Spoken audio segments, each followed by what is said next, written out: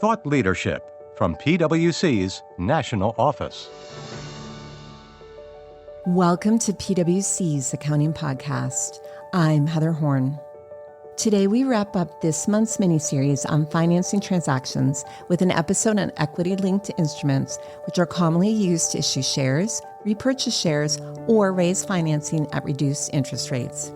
From embedded derivatives to conversion options to indexation features, equity-linked instruments and the related accounting can get very complicated very quickly.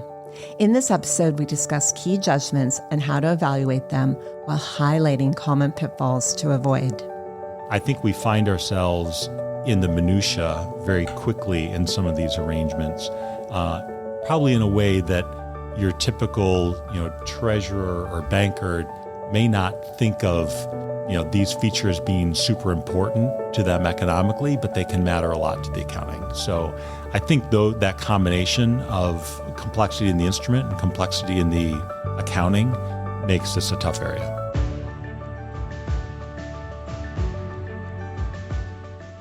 That was Brett Dooley, who's joined by John Horan, both specialists who address these matters with our clients every day. Brett and John both have the talent of making complex topics sound easy, so let's listen in as they share their knowledge and insights to help shed some light on this topic. John, Brett, welcome to the podcast for a topic that's very important and also very complicated. So I hope we are going to make a complicated topic easy with our discussion today. And that's talking about equity-linked instruments and some of the common pitfalls. And just as a quick preview, I'll remind the audience that this year is all about some of our most popular guides and looking at some of the most popular chapters. So this is clearly an issue that is a lot of companies are dealing with. So I think it's a great conversation. But Brett, maybe just to start things off and take a step back, I think sometimes that helps to understand sort of motivation in these agreements and why companies are doing this. So why are companies issuing at these types of equity-linked instruments, and what are some of the advantages? Yeah, so there's a variety of instruments we're going to talk about today, but just in general, I think companies think of equity-linked instruments as a mechanism to either issue new shares or repurchase shares, but at a reduced cash rate of financing. So classic example, you could raise financing by issuing straight term debt. A company may instead issue convertible debt. It gives the investor an option to participate in the equity of the issuer through that conversion option, but maintains, the downside protection of being in a debt instrument. And I think that the inclusion of that conversion option allows the issuer to lower the cash interest rate on the debt. Another common equity-linked instrument are warrants. So warrants are essentially written call options that allow an investor the option to exercise the warrant and receive underlying shares by paying, generally a set strike price. So issuing the warrant for the company allows the entity to receive that premium up front, but not actually issue shares immediately. They're only going to be issued upon exercise. Sometimes we see these warrants being used in lieu of cash in certain transactions. For instance, when you're borrowing debt, a company may issue warrants, freestanding warrants, alongside that debt to the lender as compensation for fees that they otherwise would have had to pay in cash. And sometimes they're also used as compensation in a business combination. I think, like I mentioned, these types of instruments are issued by a wide range of companies in different circumstances. But I note that one common factor is often that option value in them, whether it's standalone or whether it is economically reducing a borrowing rate. It tends to be higher when there's a higher degree of volatility in the share price. So think of private companies that have yet to go public, early growth stage public companies. Any type of company with a relatively volatile stock price has a lot of value in that option, and so they have kind of more economic value to use, whether it's a form of compensation or to reduce the cash interest rate. Although it's interesting, Brett, because you mentioned they really are used by a wide range of companies, but at least if I think of these types of instruments, you are thinking more of not like mature longstanding public companies, but more of these smaller types of companies, but maybe that's not a fair perception. Yeah, I mean, I think you see it across all types of companies. We see very large companies, do warrant transactions and things like that too. But all right. I think it's in a high concentrated. interest rate environment like we're seeing today. Yes. I think you see it moving into higher credit quality companies as well. Yeah, that definitely makes sense because then it's more appealing to a wider range of companies to potentially explore this. Okay, that's helpful. So I already gave a preview here that this is a more complicated area of accounting, but maybe just taking a step back before we get into some of the details, from your perspective as you're talking to companies and otherwise, how would you sort of set the stage of why this is a more complicated area? I think there's a number of things that make it complicated. I think for starting, like these instruments can be complicated. There's a lot of different features in the instruments, some of which are like key to the economics of the instrument. Some of them are probably less key to the economics, but have become pervasive or to investors in them or to the company or designed to address some possible contingency, possible event, and different contractual arrangements within them, and in combination with very complicated accounting literature that sometimes has a very different accounting treatment depending on these fairly nuanced differences. And so I think we find ourselves in the minutia very quickly in some of these arrangements, probably in a way that your typical, treasurer or banker may not think of, these features being super important to them economically, but they can matter a lot to the accounting. So I think though that combination of complexity in the instrument and complexity in the accounting makes this a tough area. I think also the standards, have evolved over time on a rules-based basis. A lot of anti-abuse types of things in these in the standards for these instruments, which, we know that lawyers and investment bankers are very good at exploiting loopholes. So they look for those things. So that makes it complicated as well. All right. So maybe we can start then by kind of walking through an overview. And I think you started mentioning this, but let's kind of walk through the pieces, starting with, okay, we have this question, is it freestanding or is it embedded? And then we can go from there. Yeah, I think that's the right first step, to think about what is this instrument I'm looking at, and is it a freestanding or is it embedded in something more complex? Starting with freestanding, think of freestanding instruments as being entered into as a separate transaction or legally detachable and separately exercisable. I think common examples of something that we see as freestanding are warrants, for example. They're separate from other arrangements. They can be exercised separately. They're traded as their own instrument. In contrast, a conversion option within convertible debt would be embedded because the exercise of the conversion at the same time extinguishes the debt. The debt can't be traded without that conversion option. So other freestanding instruments we see are standalone derivative contracts, forward contracts, both written and purchased puts. And so then if we do conclude it's freestanding, then what's the next step? So next step is to think about whether that instrument is going to be accounted for as a liability because it's in the scope of ASC 480, which I know on this podcast series we keep talking about ASC 480, Yes. and everyone's going to want to go and read it. Exactly. Some light nighttime reading. There's a number of ways that an instrument can get caught in 480 and treated as a liability. For example, instruments other than outstanding shares could be liabilities if there's an obligation to repurchase shares by transferring cash or other assets in the future. Think of a written put option, for example, because the investor can require the issuer to buy back shares by paying cash. You could also have that arrangement in a warrant where the warrant is exercisable into redeemable shares. In that case, the investor is in control of exercising the warrant, right? And then when the warrant gets exercised, the investor will own a redeemable share, which in some cases the company could have to pay cash outside of their control. So all of these, arrangements are or the literature is trying to capture situations where you could be required to transfer cash in the future, either obligated or outside of your control. I also think you can become in the scope of 480 if you have a contract to issue a variable number of shares based on a fixed monetary amount. Think of this as a forward sale contract to issue $1 million worth of shares. I don't know how many shares that's going to be because it's going to be dependent on the spot price of the shares at the settlement date. But we've fixed a monetary value of that. That's also going to get pulled into a liability under 480.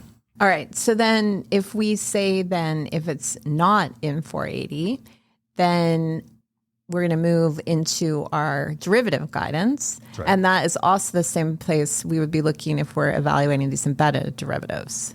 That's right.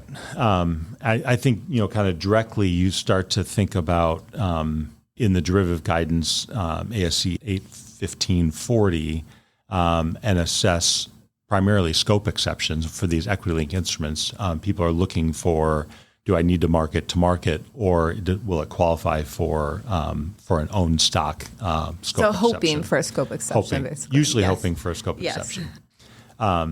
All of this is a little different, obviously, than when we're dealing with an embedded contract. When we're dealing with an embedded component, you have to first assess whether they need to be bifurcated from whatever they are embedded in. And I think when we talk about bifurcation, the language comes out of our mouth and we assume everyone understands bifurcation, but I know that's not always true. And think of bifurcation as just when you're looking at a contract and determining whether there's some piece of that contract that should be separated out and accounted for separately as a derivative instrument, usually mark to market. And when you're looking at the bifurcation criteria, you're asking yourself whether that embedded component is clearly and closely related to the host contract, or if the entire hybrid instrument is measured at fair value through income, or whether the embedded component whether the embedded component meets the definition of a derivative. So, taking that a step back, if the hybrid instrument is all measured at fair value, I don't have to worry about this. Mm-hmm. I can skip over the whole analysis. If that embedded component meets the definition of a derivative and is not considered clearly and closely related to the host contract, then it has to be bifurcated and accounted for separately. I think what we're going to talk a lot about today is this own stock scope exception, which is this guidance I mentioned in 81540. We often talk about it as indexation, because probably the hardest part of this is determining whether that feature is indexed to your own stock. But once we go through that whole evaluation and we find these embedded components, then we're going to be back to the same place where we left with freestanding instruments.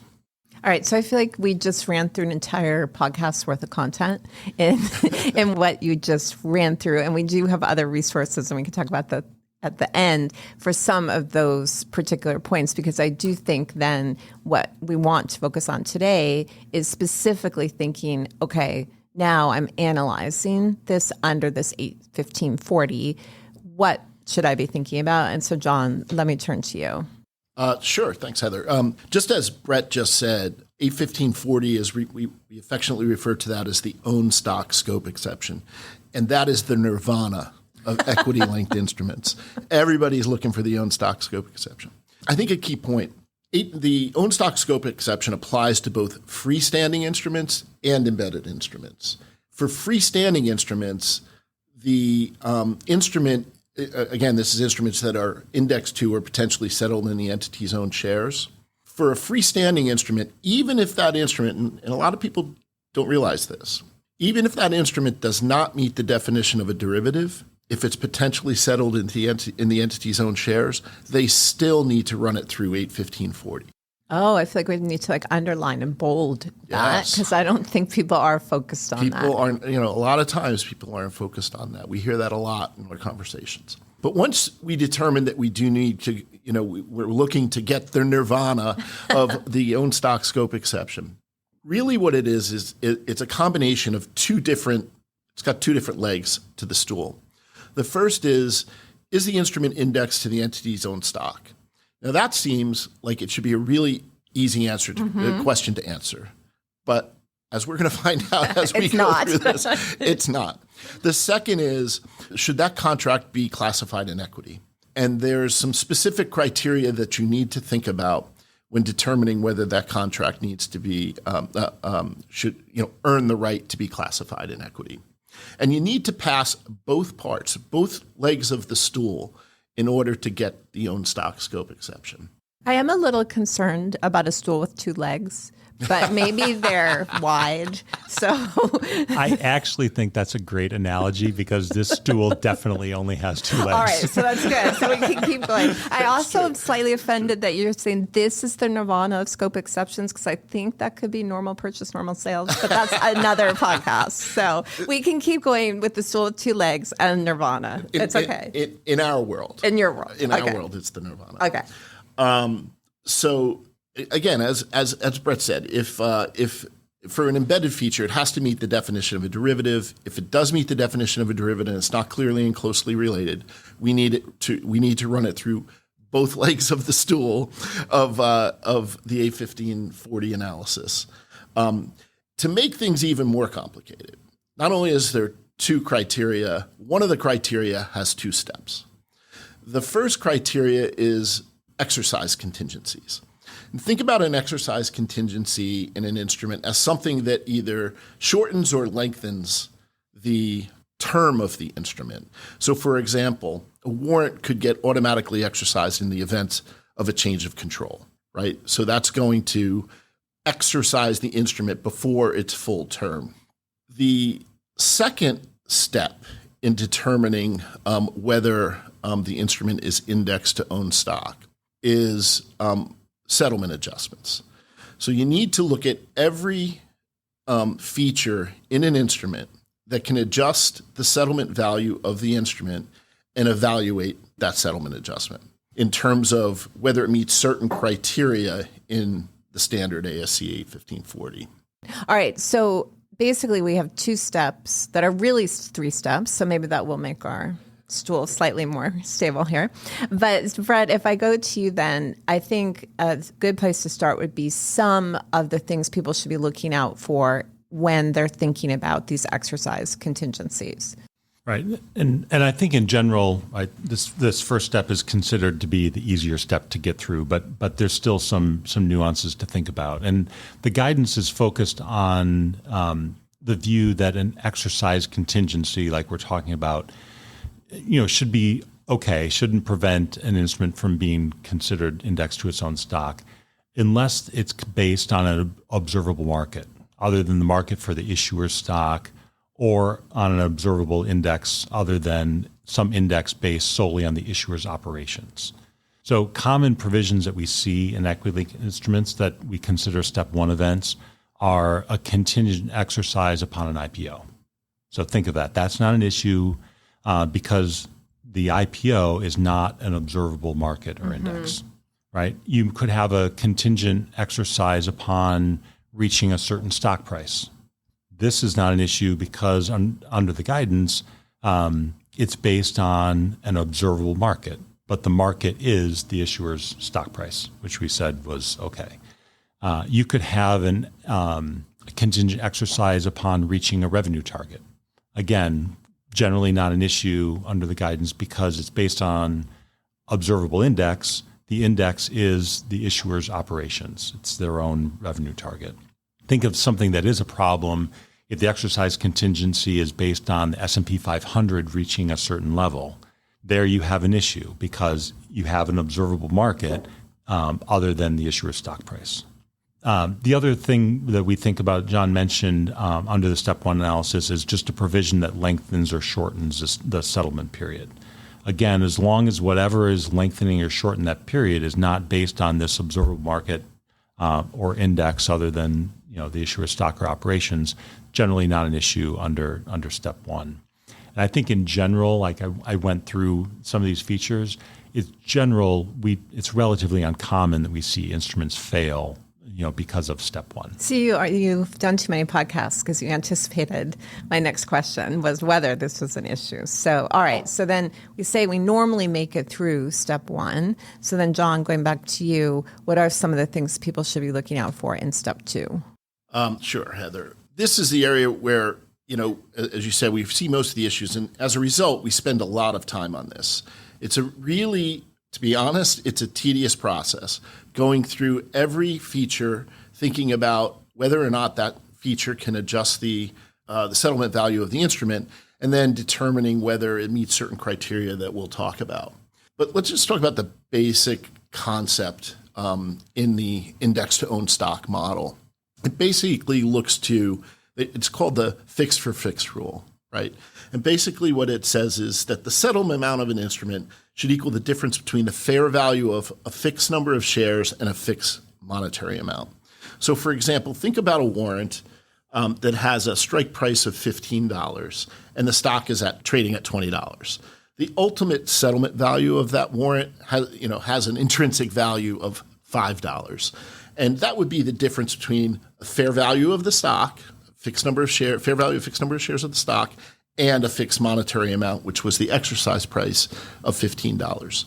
That's clean, okay? However, the problem is virtually no equity-linked instruments are fixed for fixed. So effectively all of these instruments have adjustments for various things that can happen during the life of the instrument. So the standard allows us to examine those adjustments and determine whether the items or the provisions that are leading to those adjustments are variables that you would consider in the fair value of a forward or option on equity shares. And those items are stock price, number one. And then the standard refers to what they call additional variables. And that distinction is important for a reason that we'll get to. Those additional variables are things like the term of the instrument, expected dividends on the instrument, stock borrow cost, volatility, interest rates, credit, and then there's one that's an interesting one, the ability to maintain a standard hedge position. John, before you go on, sorry, did you say stock borrow cost? Stock borrow cost. And can you just explain, maybe all our listeners know, but I'm not sure I know what that is. So an investment, for example, if we enter into a trade with an investment bank, the investment bank is likely going to hedge their position. And when they hedge their position, many times they have to pay a stock borrow cost. They'll go to a pension fund or something like so it is exactly what it sounds like. Okay. So if something were to impact the price of that stock borrow cost, would lead to an adjustment on the settlement value of the instrument, then that would be an acceptable adjustment under the standard. All right, keep going. Thank you. So the important thing is you need to go through each of the provisions that could adjust. Think about what that provision is, how it's adjusting the instrument, and whether it's one of these acceptable variables that we would say doesn't preclude the instrument from being considered indexed to its own stock. A couple of things to think about. There's no probability assessment here, right? It does not matter if the probability of the event leading to the adjustment occurring is 0.00001% chance. It impacts the decision. The second thing, and people forget about this, in terms of the indexation aspect of the own stock scope exception, it doesn't matter whether the thing that leads to the adjustment is within the control of the company. If it's something that adjusts the settlement value that's not one of either stock price or one of the additional variables, it's a problem under the standard. So these adjustments, even if they relate to stock price or the additional variables, right? It's not a free ride. Okay. Right? It has to be a commercially reasonable adjustment. And with respect to the additional variables, that's things other than stock price, there can't be leverage involved. So for example, if there were an adjustment and said, okay, volatility was X and we're going to adjust this instrument because of this thing that happened 2 times the volatility, that would be a problem under the standard. But you could have leverage with respect to the changes in the stock price? It doesn't specifically say that, but it definitely implies it. Okay. All All right, so that's the key point, though, between stock price and these other variables. Yes. Explicitly, they say you cannot have leverage. That's okay, right. that's important. So obviously, that's a lot we just talked about. Yes. It's fairly technical. So maybe if we talk about a couple of examples, and maybe we start with things that I call them good guys under the own stock scope exception, right? So let's think about a forward sale contract based on the average price of the stock over some period of time. Let's say it's 6 months. Usually, the contracts that we see, usually that average price would be based on the average of the daily volume-weighted average price of the stock over that period. It's often what we see. And certainly the settlement value adjusts, right, based on what happens to what? To stock price. So that would be, I guess I would call that a good guy, right? That's an acceptable adjustment to the instrument. And just again, to bring our listeners back, that means you could qualify for this own stock scope exception. That feature would not preclude you. Yes. Okay. So the second thing to think about, let's just say that we purchased a warrant on our own, an option on our own stock, and that was, the strike price was $10, but the obligation of the counterparty was capped at $15, just settlement value. But what is it that's adjusting settlement value? Stock price. Stock price. So that, again, would be something that would be a good guy, acceptable, and not preclude being considered indexed to your own stock. Another common item that we see is referred to, usually they're referred to as standard anti-dilution adjustments. Sometimes they're not standard, even if they're in that provision. Okay. But these are things like stock splits, stock dividends. So if I have convertible debt, for example, with an exercise price and the company does a stock split, typically that convertible debt instrument would have a provision that says we're going to adjust the exercise price or the number of shares. Yeah, it makes sense. Convertible into to compensate for that split. In other words, it's just making the holder of the instrument whole. Those are acceptable adjustments as well. And finally, there's one that I know you love this one, Heather, right? It used to be a bad guy. Until, when was that? 2015, 16, something like that. 17 maybe. It's called the down round feature. Yeah, so it wouldn't be a podcast with you if we didn't talk about this. So a down round feature is a provision built in, let's just say we have a convertible preferred stock instrument. And the investor, buys the convertible preferred stock instrument with $1,000 stated value. It's got a conversion price of $15. And then the company goes out later on, and for whatever reason, the fair value of their stock falls, let's say, from $15 to $10. A down round provision would allow the strike price on that investor's convertible preferred stock to adjust from $15 to, did I say 15? Yeah, 15 to 10, sorry. And that's a protection that you normally wouldn't see in an equity holder, right? Right. So I think prior to 2015 or 2016, we considered that a bad guy. And we said that was something that would cause a problem and could potentially cause separation of a conversion feature embedded in an instrument or liability classification. The FASB did away with that and said, you know what, we're just going to create an exception, and down rounds are now good guys. They're okay. They don't preclude classification, equity classification in the instrument. I guess the only thing with respect to down rounds, I would say, is we see a lot of things that look and smell like down rounds, but when you dig deep into the definition of what a down round is, they don't meet that definition. So that's just one thing I would caution people to be care about. Sometimes you need to focus on the details in this area. So one thing I have learned from you, John, on down rounds, that I can say that I was right about the date that it was issued. It was in 2017, not 2015 or 2016, because I think it's been 7 years that I've been trying to understand what these down rounds were. But I just did some quick research, and it wasn't issued in 2017. So not 9 years, because by 9 you'll have it down. Exactly. All I know is it's out of the 3-year period we typically worry about. Yes. Okay. That's fair enough. But I am very proud of myself that I did learn one thing from all of the discussions we've had. So, and also I'm very interested here in the split, John, that you've done, because you gave yourself a discussion of all these good guys and things that do not impact or preclude this application of the scope exception.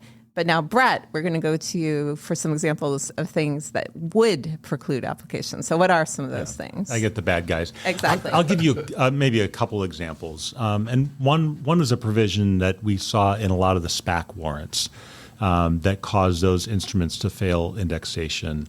And it was a provision that actually changed that settlement calculation on how it worked depending on who held the warrant. So as the warrant got transferred, that settlement calculation would change.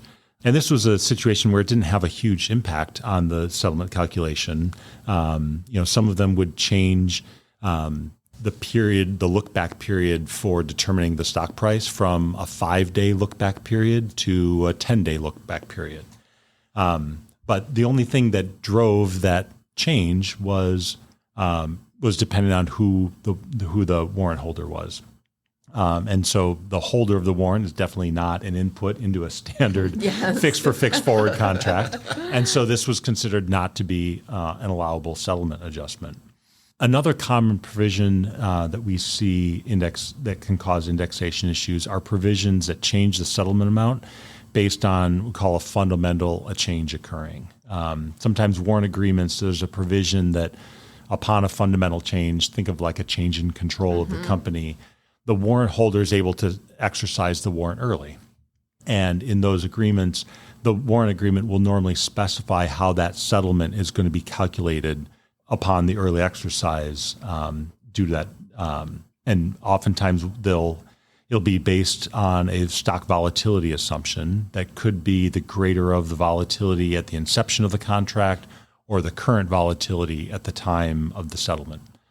I think these provisions need to be examined very closely to figure out how the settlement calculation is adjusted, because in some cases it introduces leverage, as John talked about, into that settlement calculation and would not be considered just a fair value settlement amount. I think that this example about this warrant provision and the early exercise brings back to that step one discussion we had. It's an example where you have to analyze this provision under both steps. As I talked about earlier, that fundamental event allows for early exercise. It's a step one event because it changes the timing of the settlement. And we said that would pass step one, but you don't get to put that provision aside and say, I already did it under step one. You may have to look at it under step two as well, because in addition to the timing, it's actually changing the settlement amount itself. All right. Definitely a good reminder there. So then if we kind of put this all together, I know one of the instruments where these questions often come up would be convertible debt. And so, John, going back to you, if you were dealing with convertible debt, what are some of the specific things that you would need to look at for this indexation guidance? Yeah, just as an aside, we've had periods of time where convertible debt issuance was through the roof. I don't even remember back in the second and third quarter of 2020. We looked at so many convertible debt deals that year. It was incredible. I've actually been expecting that to happen again because those convertible debt deals are maturing. Oh, and so then we're going to see if they replace them with more. I'm waiting for it to hit because interest rates, are higher than they've been in the past. So it'll be interesting to see. All right, so people need to bookmark this section. Sidebar, just see if I'm right about it. All right, so crystal ball. Okay.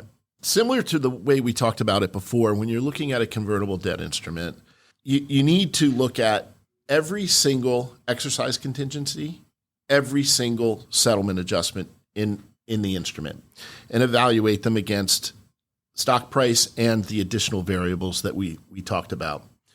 So some common things that we see in convertible debt, for example, probably the most common is we call it a make-whole table, right? So typically investor invests in a convertible debt instrument. If he or she is purely an economic animal, they're going to wait till right before the conversion option expires before they exercise, right? Well, in the event of a change of control, sometimes they don't have that option, right? It converts early. So what happens if that happens? The convertible debt instrument, if they just simply converted in the event of the change of control, they would lose the time value associated with the additional period of time that the convertible debt would have been outstanding before maturity.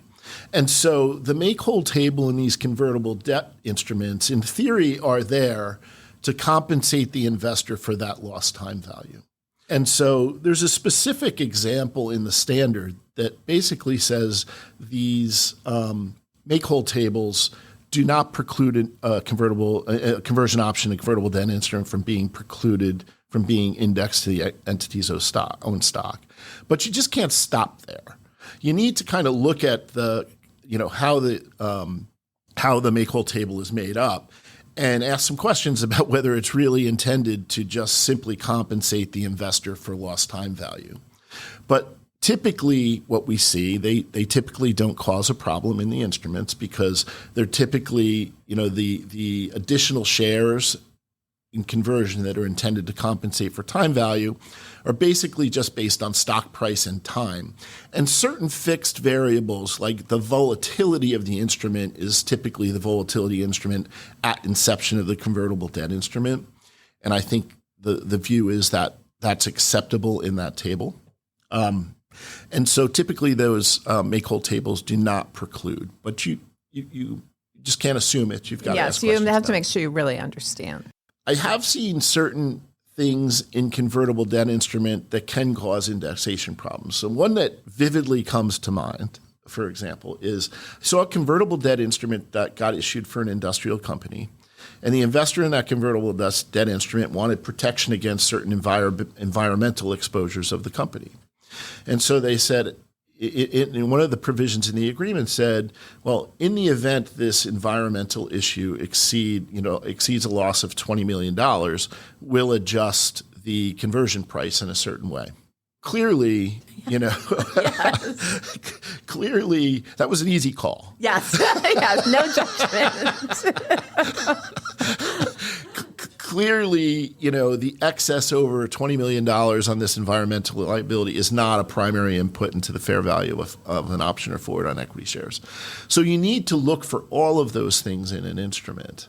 And sometimes, I remember having the conversation with that engagement and saying we probably could have structured a better way to do that. Yes, I was just thinking, I guess this is the case you didn't see it until after the fact. Right.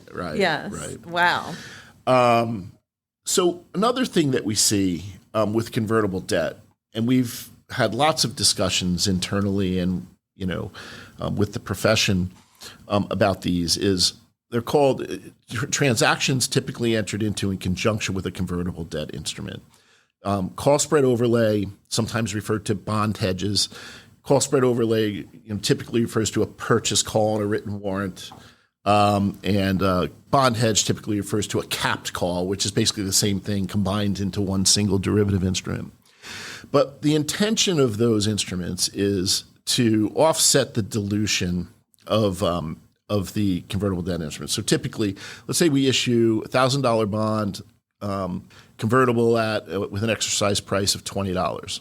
The company will go out and enter into a call spread overlay, and they'll purchase a call at $20 for the same notional as the convertible debt instrument, and write a call it $30. So what they're doing is synthetically raising the conversion price on the bond. And for tax purposes, they can get integrated. The separate transaction with an investment bank can get integrated with that convertible debt instrument. So what happens is many of these call spread overlays, capped call transactions, usually it's the capped call transactions, when you have a change of control of the company, many times when the underlying convertible debt either disappears or gets converted, the bond hedge also gets exercised.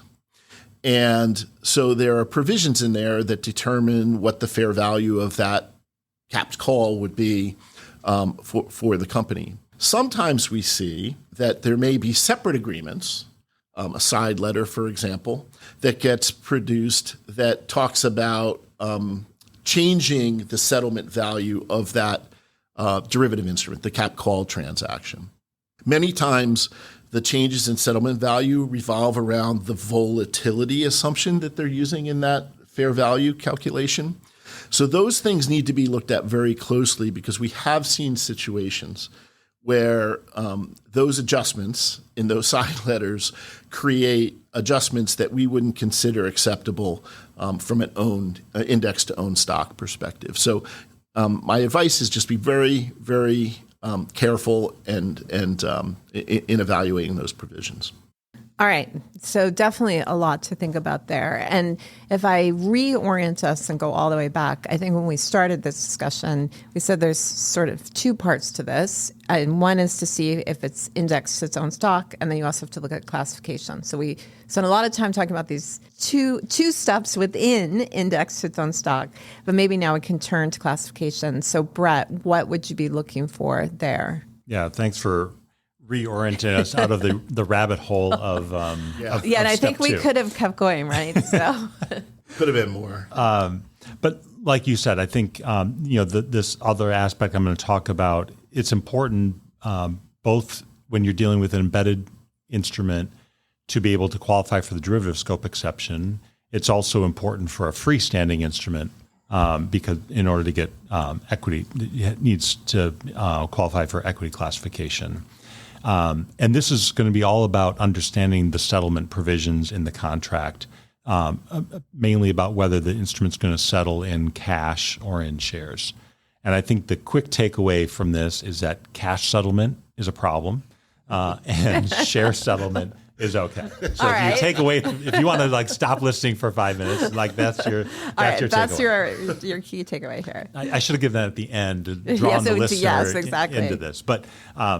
Maybe we go through an explanation of what I mean by cash or a share settlement. So let's think about a situation where a company has issued 10 warrants that have a $10 strike price and the underlying share is worth $20.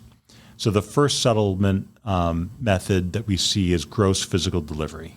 That means that the shares themselves are going to be delivered in exchange for the full amount of cash in order to pay the stock price. So in my example, the holder will pay $100 cash. That's 10 warrants times the $10 strike price to exercise those 10 warrants, and they'll receive 10 shares. And those 10 shares each have a value of $20. They get their fair value of $200.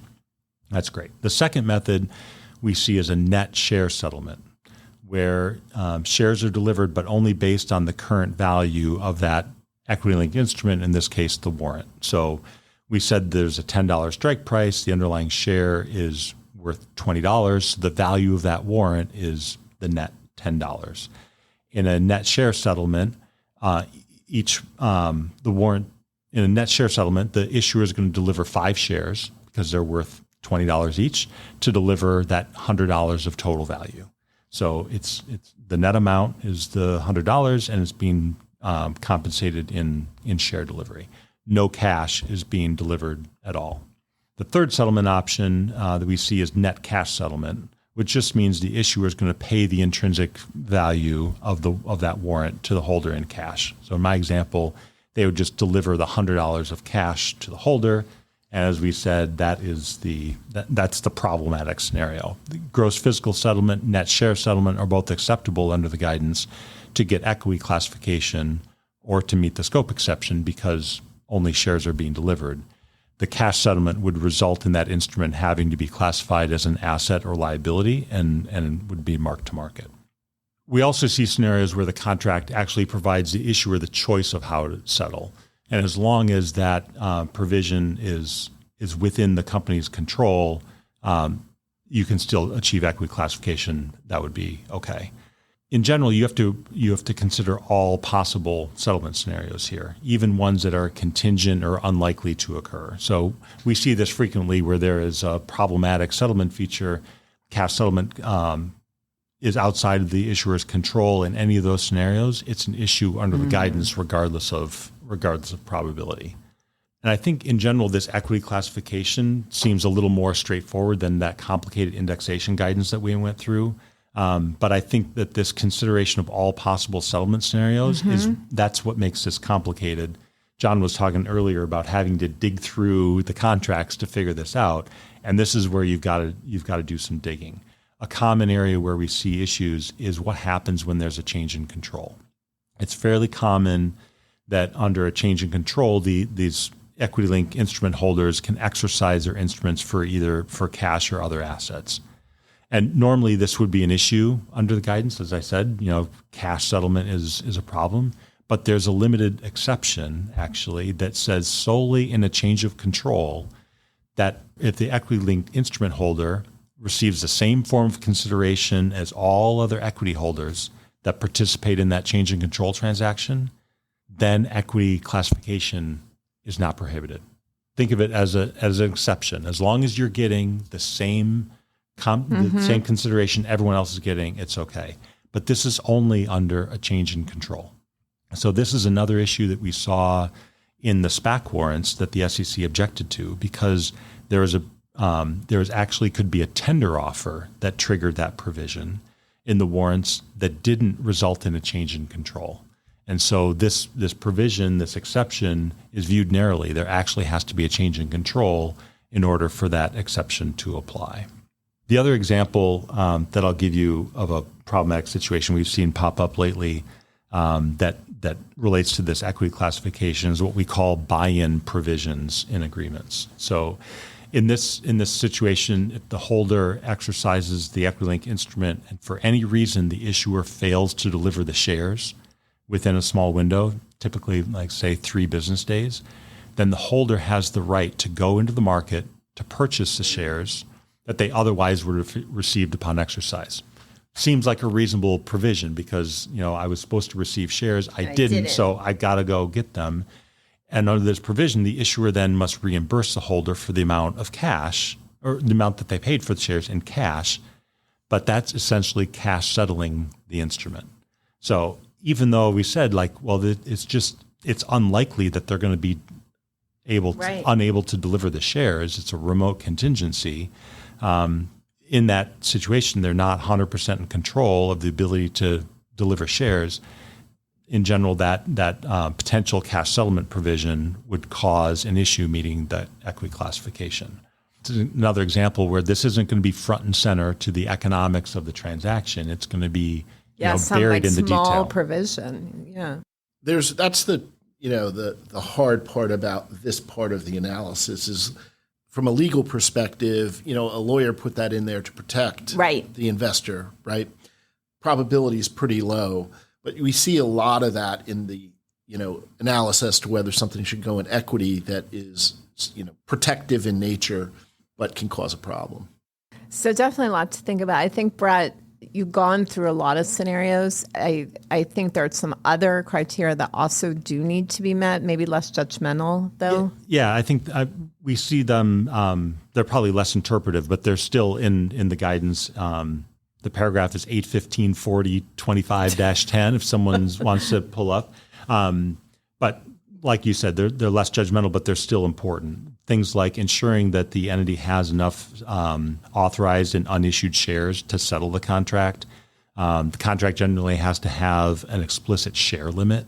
There can't be required cash payments if the entity fails to file with the SEC, or looking for cash settled top-off provisions. Those would also be a problem. All right. So definitely a lot of different pieces for companies to think about. And maybe to bring this all back together, John, go back to you. So let's take our 2 potential paths. One is I made it all the way through this. Where do I end up? And what if I got kicked out at one of the places along the way? Well, if you made it through, yes, then the contract that you're speaking about, if it's a freestanding contract, can get classified in equity. If it's an embedded derivative, it doesn't need to be separated from the host contract. So no wonder it's nirvana. It's nirvana. Yes, there you go. If you don't make it through and it's a freestanding instrument, you're going to be classified as an asset and liability. And because this is a contract that's indexed to the company's stock, changes in the company's stock price are going to get run through P&L. And I haven't met the CFO yet that thinks that's a good idea. No, definitely not. So that's the problem with this type of instrument, and the fact that some very insignificant economically features can trigger that can be traumatic. Yeah.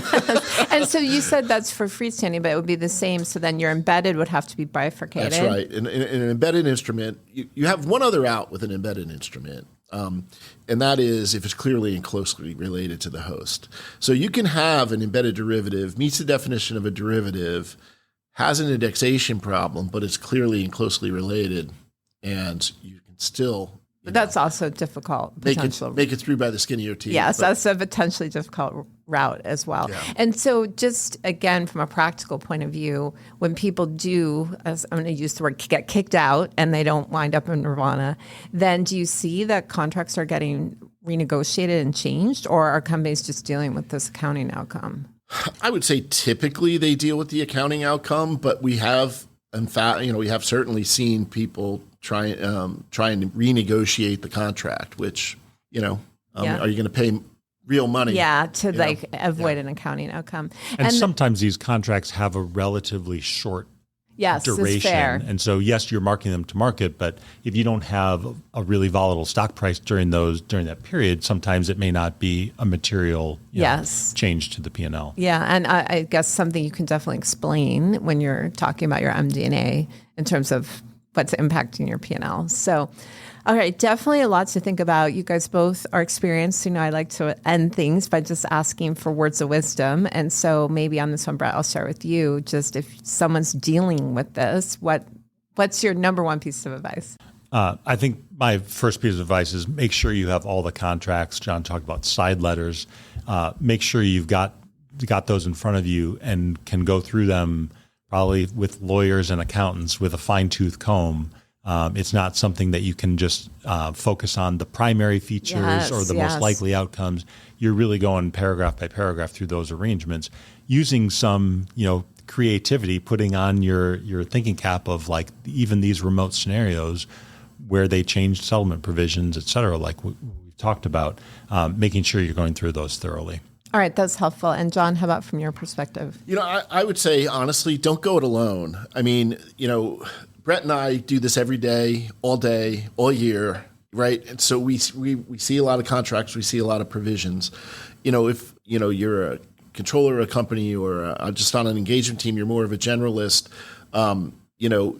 Experienced eyes are valuable in terms of analyzing these contracts. That would be my advice. Yeah, and I mean, because obviously, again, there are so many pitfalls. So maybe my final piece would be to not go it alone and see all the contracts before they're all signed. So that there is still an opportunity to at least understand the outcome of what's being agreed to. So, well, it's as always a pleasure to talk to you. I do think complicated may have been the theme for today's podcast, but definitely you made it very interesting and a lot for companies to think about. So thank you. Thanks. Thank you. That's our show for today. Tune in next week for more fresh episodes. So that you never miss any of our audio content, follow the PwC Accounting Podcast wherever you listen to your podcasts. And to stay up to date on all our latest accounting and reporting news, sign up for our newsletter at viewpoint.pwc.com. From Thought Leadership at PwC, I'm Heather Horn. Thanks for tuning in.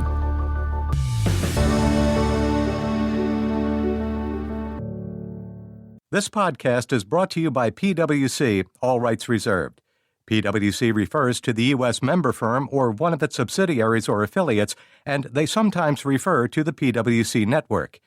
Each member firm is a separate legal entity. Please see www.pwc.com/structure for further details. This podcast is for general information purposes only and should not be used as a substitute for consultation with professional advisors, including accountants and lawyers.